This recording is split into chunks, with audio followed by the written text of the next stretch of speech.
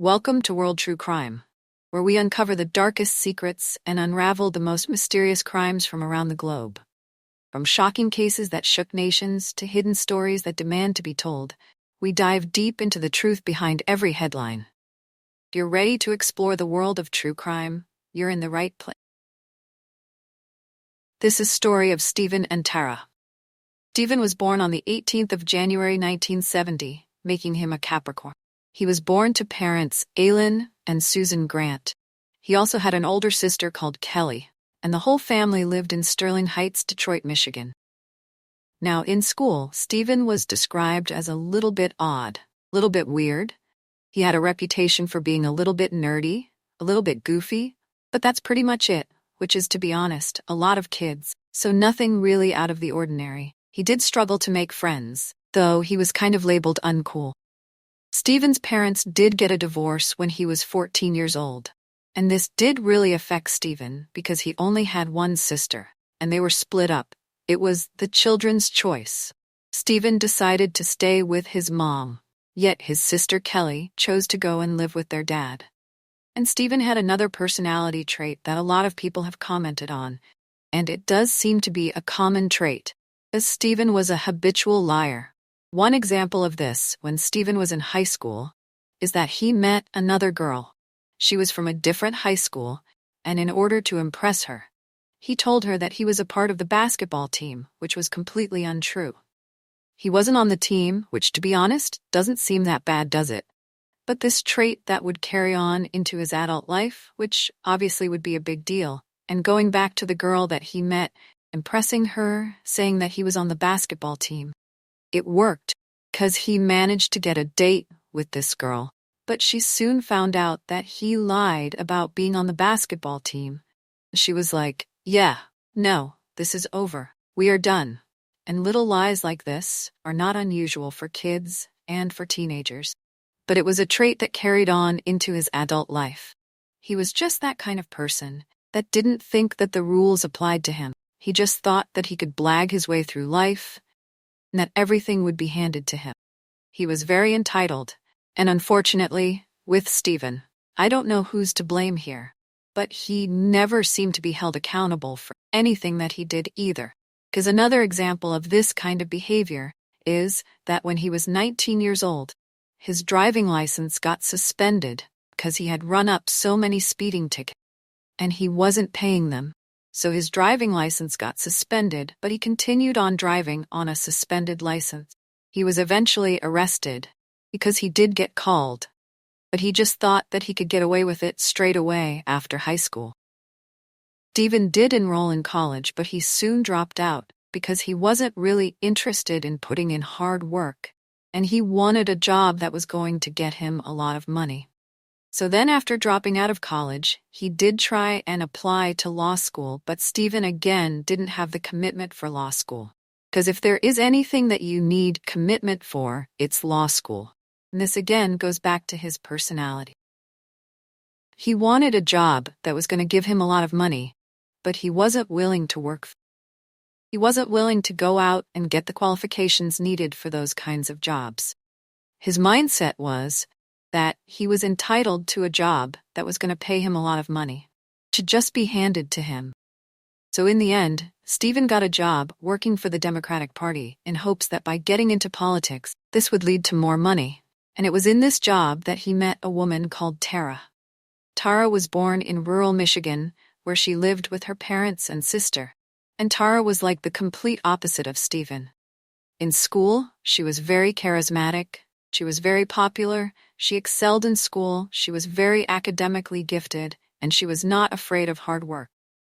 She wanted to work, and after finishing high school, Tara was determined to have a successful career, so she went to Michigan State University to study for a degree in business administration. And she was studying for her degree when she met Stephen Grant.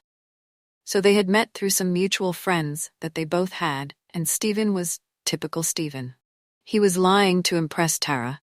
He was making up loads of stuff about himself, thinking that this was going to impress her, which it didn't.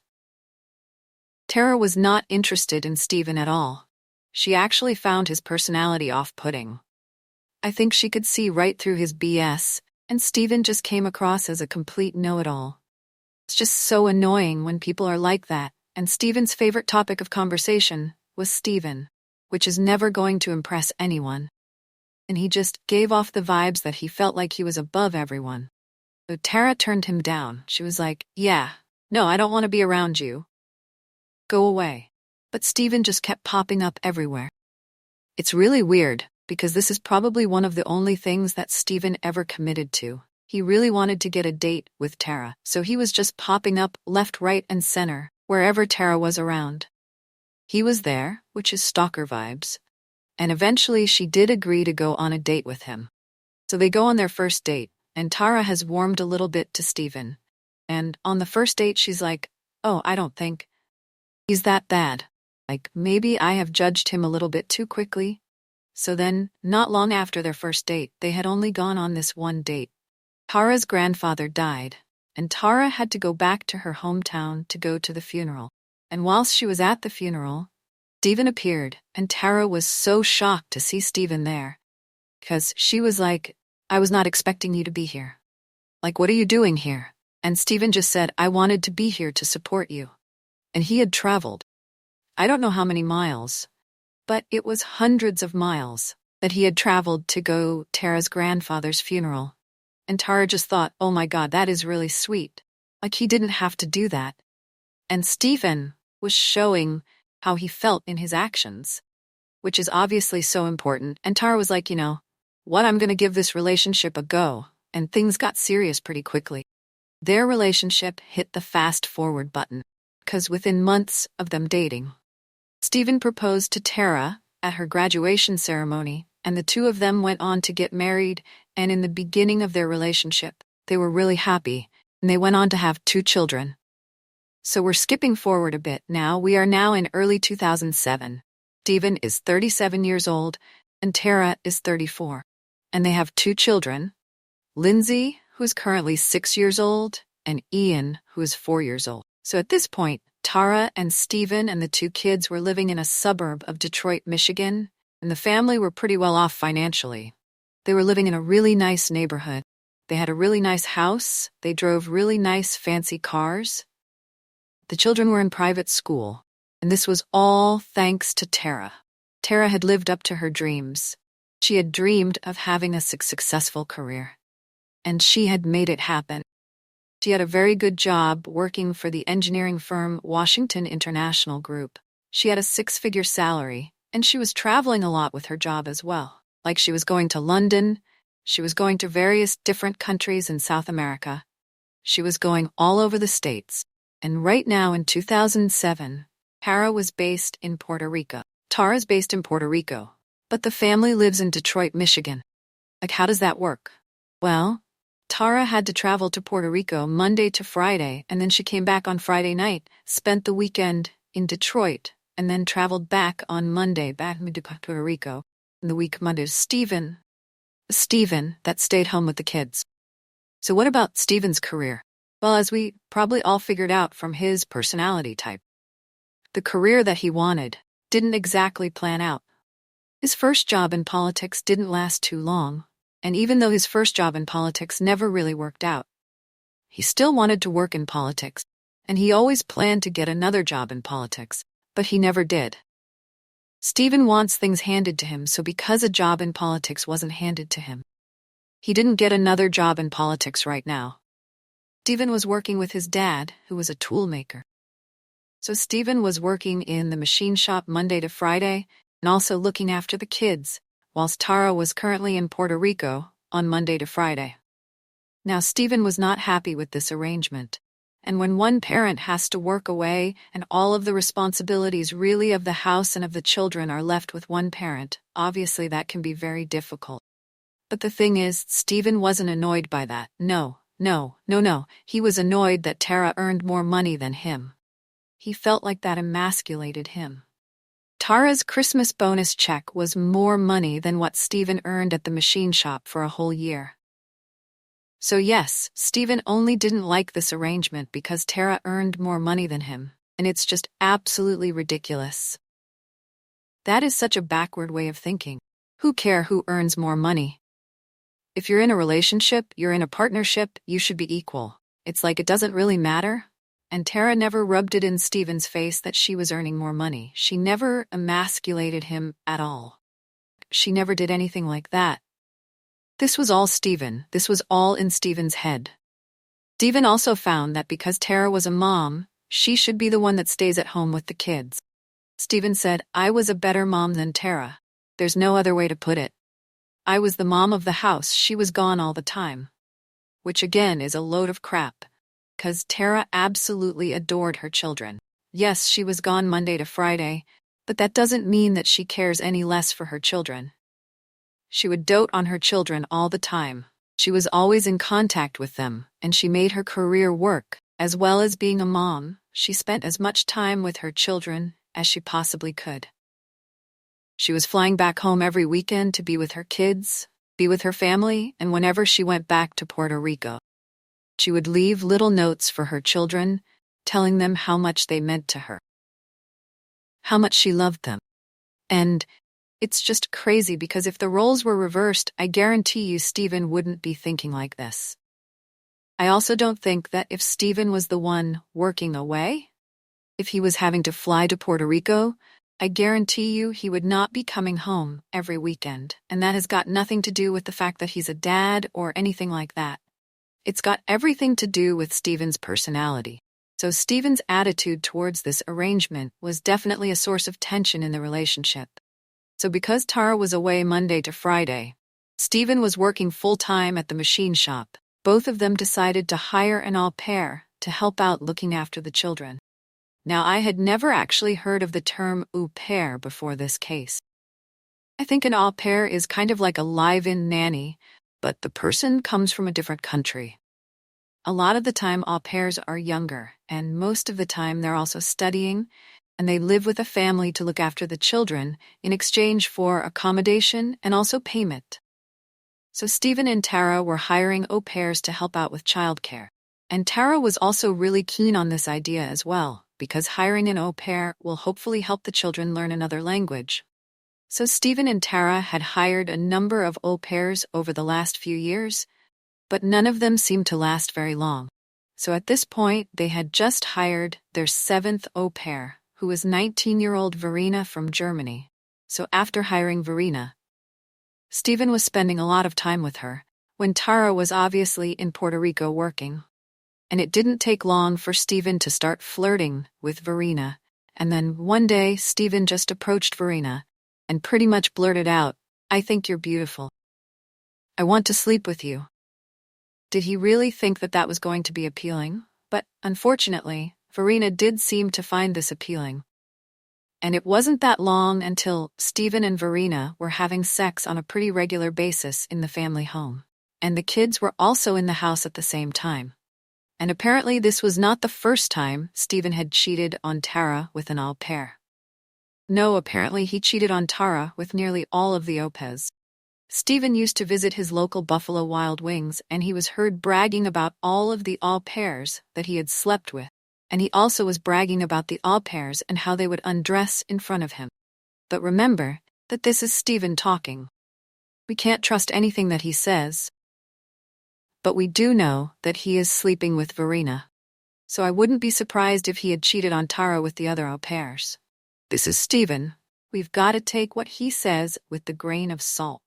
And Stephen justified this affair to himself, because he told himself that Tara was also having an affair in Puerto Rico with her boss. Which, spoiler, she wasn't. So now we get to Friday the 9th of February 2007. And unfortunately, this is the day that the tragic events of today's case take place. So it was a Friday. So Tara had just returned from work from Puerto Rico, and she had spent the evening with the kids. And then later on that evening, when the kids had gone to bed, Tara walked into her bedroom. Stephen was in the bedroom. Stephen was naked at the time, and Tara said to Stephen that unfortunately, because of work and the schedule that she had for the following week, she was going to have to return to Puerto Rico one day early. She was going to have to go back on Sunday instead of Monday. And Stephen just absolutely lost it. He started shouting at Tara, being quite horrible. Really, he was saying that she doesn't care about her kids. She doesn't care about her family. She's always gone. And he was also saying things like, how dare she go back early? And then Stephen, after he's done shouting, just comes out with it and says, is this because you're having an affair with your boss? Stephen puts on his victim face because he's like, oh me. And Tara, the audacity of this man, accusing his wife of having an affair and pretending to be or her, and in his feelings when he's having an affair, and the two of them got into a massive argument following this. Again, Stephen is naked this whole time. And apparently at some point in the argument, Tara slapped Stephen, and in response, Stephen hit her back. According to Stephen, after Stephen had hit her, she said, right, that's it, I'm done. I'm taking the kids, and you're going to be homeless. And it was following this that Stephen grabbed on to Tara's throat and just started to strangle her. Stephen held his hands on Tara's throat and was strangling her for approximately 4 minutes. And it was at some point during this 4 minutes that Stephen took a t-shirt and placed it over Tara's face because he didn't want to look her in the eye. He wanted to detach himself from the situation, and the t-shirt over the face could be a sign of remorse.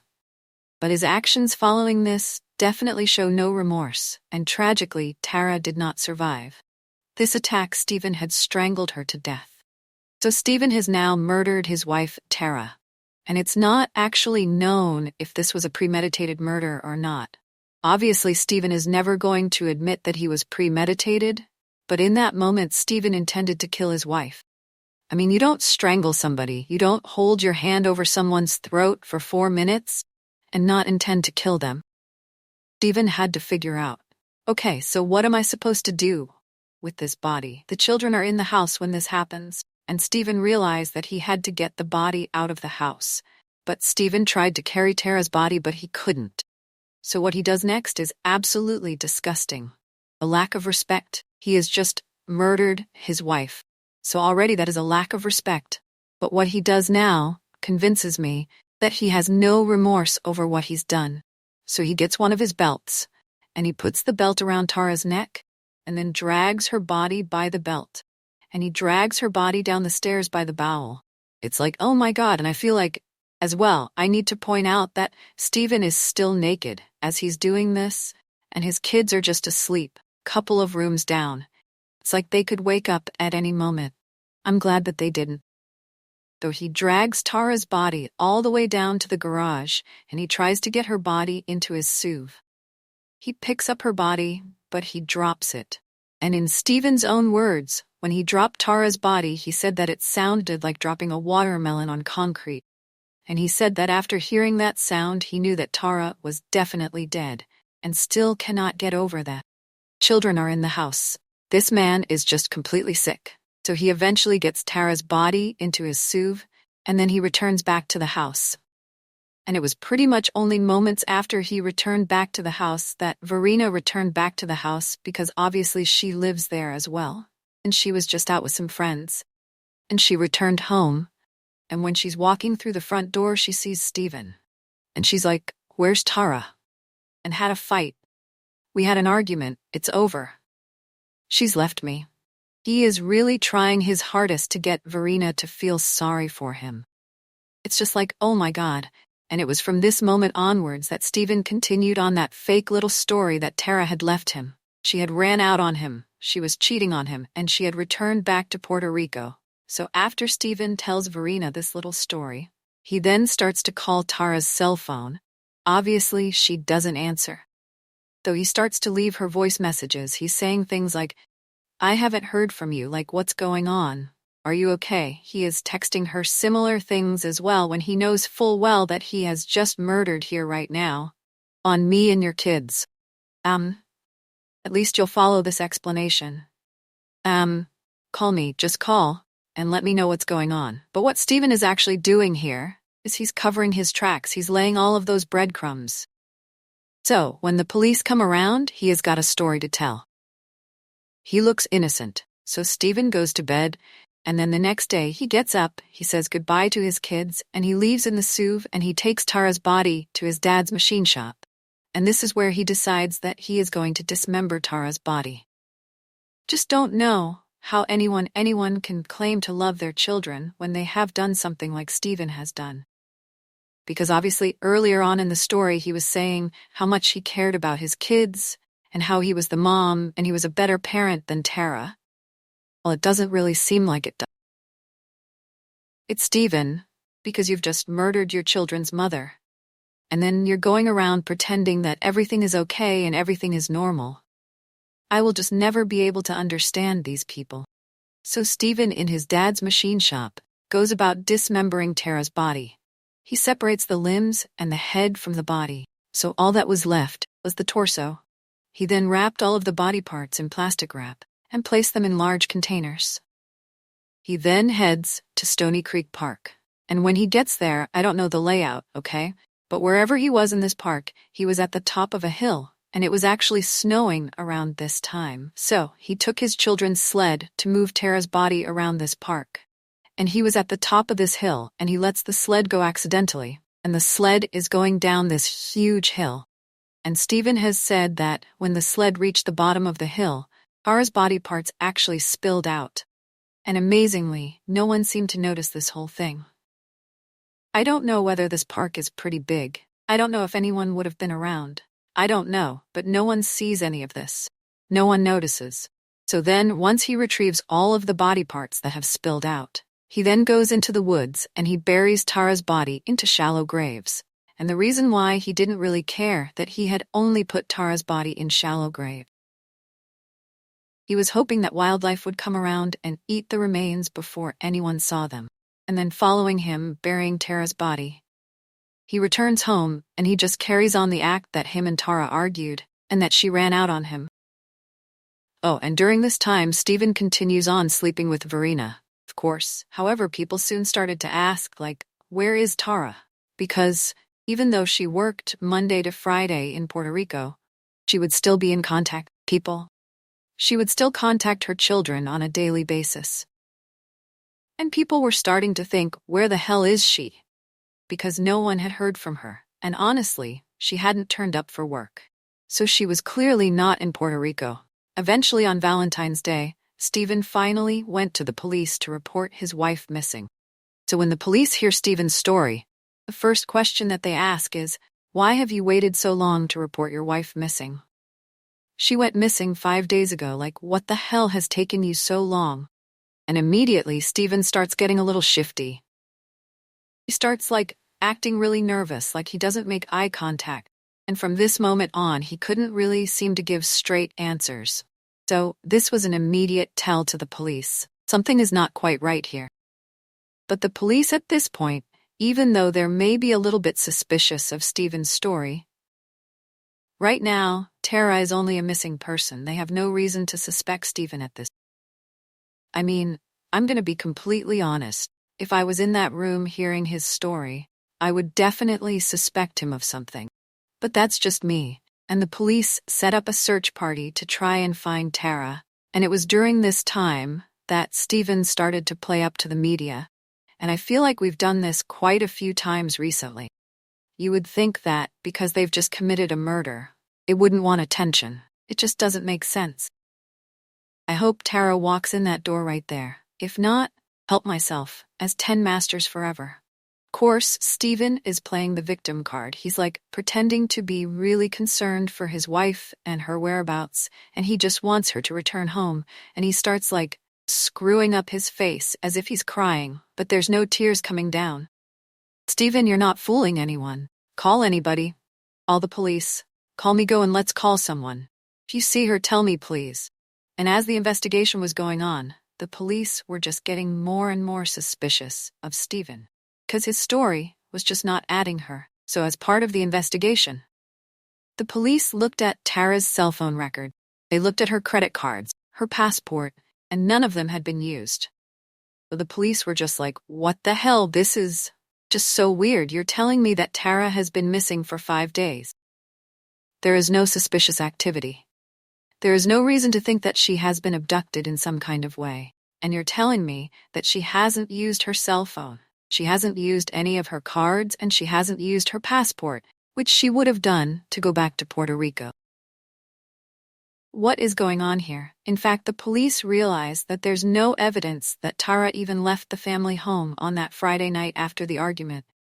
And when the police confront Stephen of this and say, listen, there's no evidence that Tara left this home. Can you explain this? It was at this point that Stephen just completely shut down and he stopped cooperating with the police, which was just even more suspicious. So the police set up surveillance on Stephen to see if they could see anything dodgy. It was around the same time that the police announced that they were going to do a thorough search of Stony Creek Park. I don't know why the police decided to do this. Clearly, they had some kind of hunch that something might be there. And of course, this was the place that Stephen had buried Tara's body. So Stephen immediately starts to panic, and he heads to Stone Creek Park to dig up Tara's torso.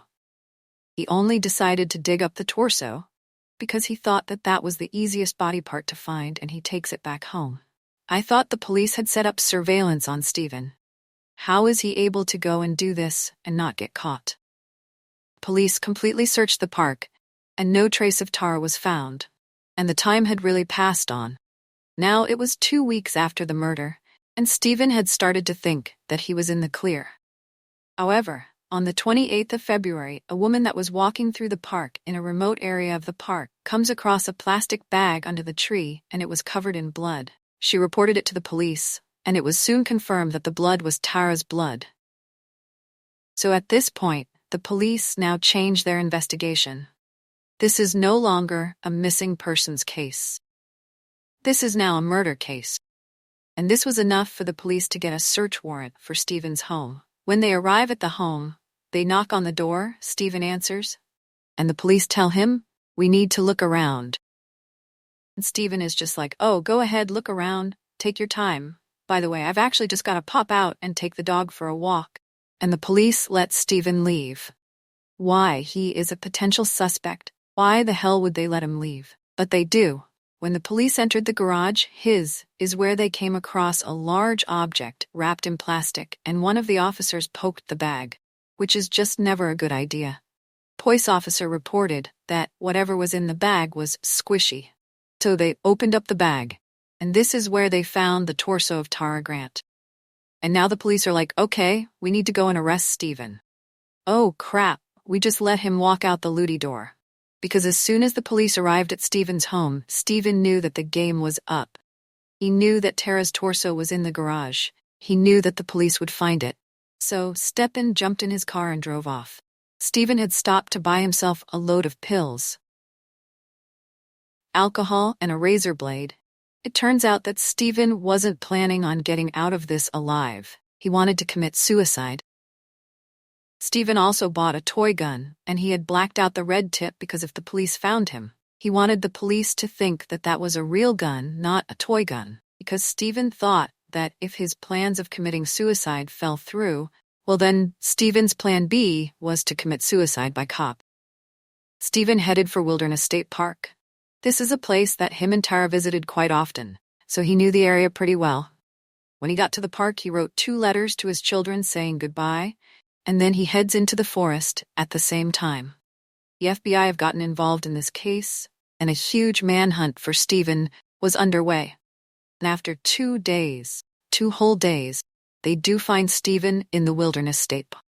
He was found just in the middle of nowhere. He was sat under a tree, I think, and he was suffering from hypothermia. He was barely clinging on to his life. He was semi-conscious. He was talking to himself. So Stephen was still alive. We obviously don't really know what happened. He did have drugs and alcohol in his system, and he was airlifted to a hospital in Michigan. Stephen did recover in hospital, and immediately after recovery he was arrested and charged with the murder of Tara. Stephen, at this point, didn't really see the point in trying to hide what happened. So he did come clean about everything. Stephen gave a full confession, and the police were shocked at how cold he was. And the detailed description that he went into it was just shocking. She fell, she banged back her head on the floor. And then she said something like, "That's it, I'm going to take kids." She finally grabbed my hand at one point, but it was too late. I couldn't stop it. And I wrapped something I felt around her neck. I think it was my brown leather belt. I knew I couldn't carry her. So I wrapped that around her neck, and I used it to basically pull her down the stairs. Stopped her. It was the most disgusting noise. It just sounded like dropping the watermelon on the cement. I knew then that I killed it. I could tear his hands off, then I cut to the next joint and the next joint, and then I just told myself, look, if you don't do this, you're going to prison for the rest of your life. The sled took off, and now I'm chasing after this sled that has my wife's body in it, down a hill, and I finally got it stopped when it fell over and it broke, and all these pieces of snow fall. And following his confession, the police went straight back to Stony Creek Park. And they did manage to recover some more of Tara's remains. However, not all of her remains have been found. Police also searched Stephen's dad's machine shop, and they found blades there that still had remains of Tara's flesh on them. Stephen's case went to trial, and he was found guilty of second-degree murder. He was found guilty of second-degree murder because it's not clear if the murder was premeditated or not, and he was sentenced to 50 to 80 years in prison. And he still remains there to this day. And after Stephen's confession, Tara's funeral did take place, which was an incredibly sad event. Tara was remembered as an absolutely an amazing mother to her 2 children, which she adored so much despite what Stephen had tried to say. Tara was an independent and highly driven woman who had worked hard to support her children and support her family. Tara's children were placed in the care of their aunt Tara's sister, who took great care of them. And as the children have grown up, both of them have campaigned against domestic violence in honor and memory of their mother. Every year, the 2 children, Lindsay and Diane, arrange a 5K walk in honor and memory of their mother, and it takes place every single year. Well, take a look at this video. You're looking at some folks who were teaming up for the fight against domestic violence. This was one of the past terrorist walks event, honoring the memory of Tara Grant, a woman from Macomb County, who was murdered by her husband 14 years ago.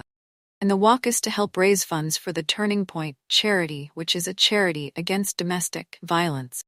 Very sad, tragic case of Stephen Grant measuring his wife, Tara Grant, which is just so sad. It really is. Like, I always just think of the children in these cases because they've lost both parents. They have in that one moment, Stephen decided to take both of those children's parents away from them, which is just not fair. It's not fair. Just because Stephen and his ego was bruised, he decided to change his children's life for forever. And that is unforgivable. Thank you for joining us on this journey into the world of true crime. If you found this story as captivating as we did, don't forget to like, share, and subscribe to stay updated on our latest investigations. Have a case you'd like us to cover? Let us know in the comments below. Until next time, stay safe and stay curious.